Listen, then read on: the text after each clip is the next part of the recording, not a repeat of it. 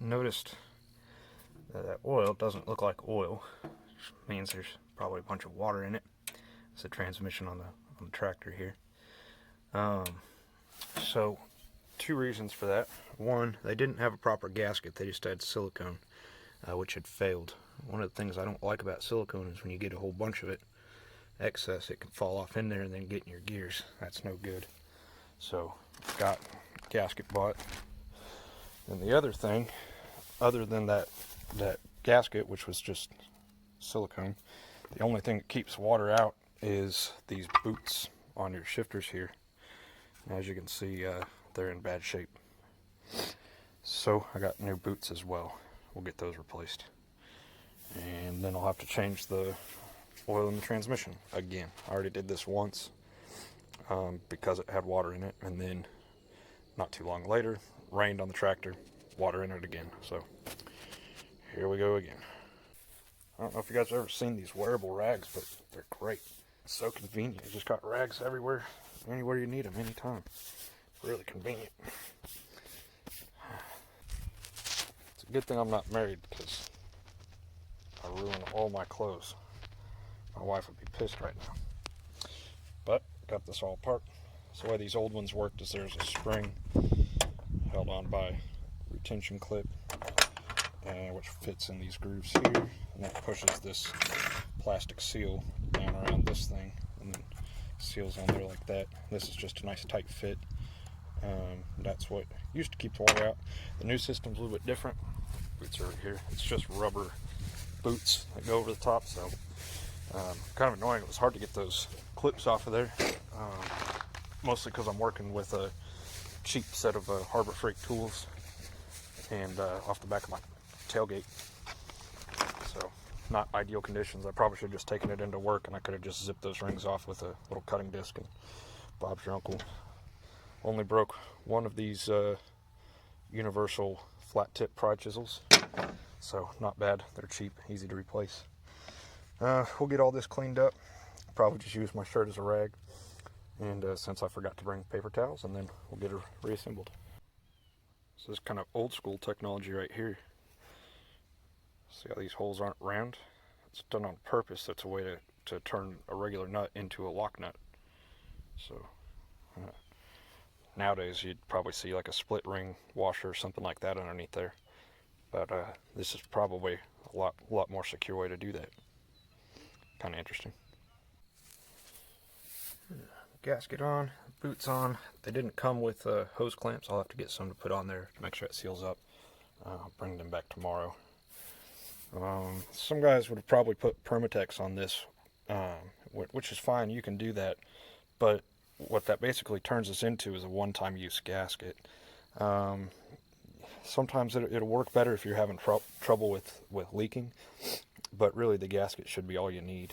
This is a neoprene cork gasket, and they work fine by themselves. You don't really need to Permatex.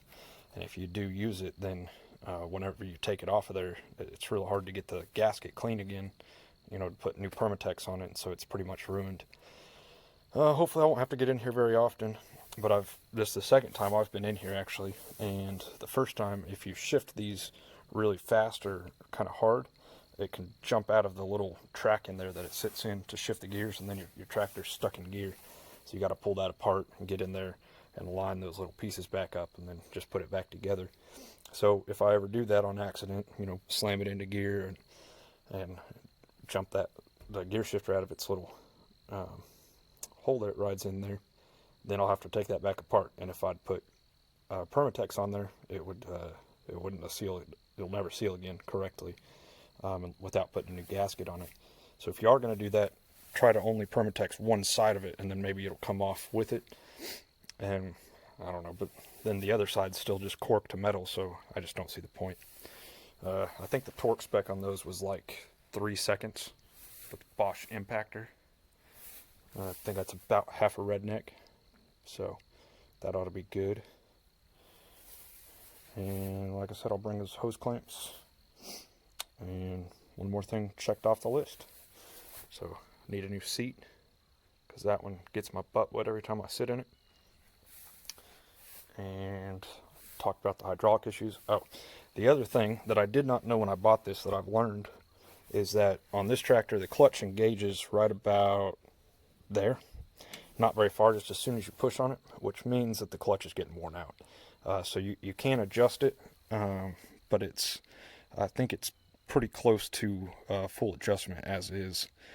So I'm going to have to split this tractor at some point and do a clutch job on it. So I don't think that's too difficult to do, but that'll be an interesting job. Yeah, so I have to split it right there. This is where it splits to get to the clutch. So engine on this side, transmission on this side, and the clutch is up in there.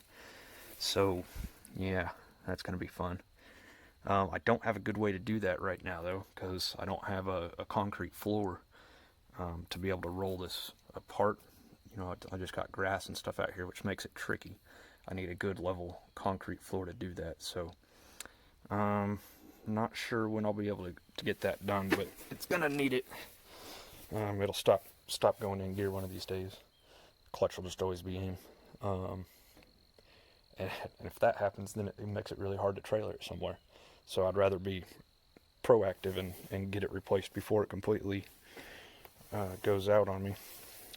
Anyway, so that'll be a project. And then I need to change that transmission fluid again, get all that water out of it. I'll do that later. I don't need a tractor for anything for a couple days, so it'll be alright. And then I got to replace these hoses. And after that, other than being kind of beat up and ugly, she'll be in really good shape mechanically. So that'll be good. Alrighty. Well, see you guys on the next one.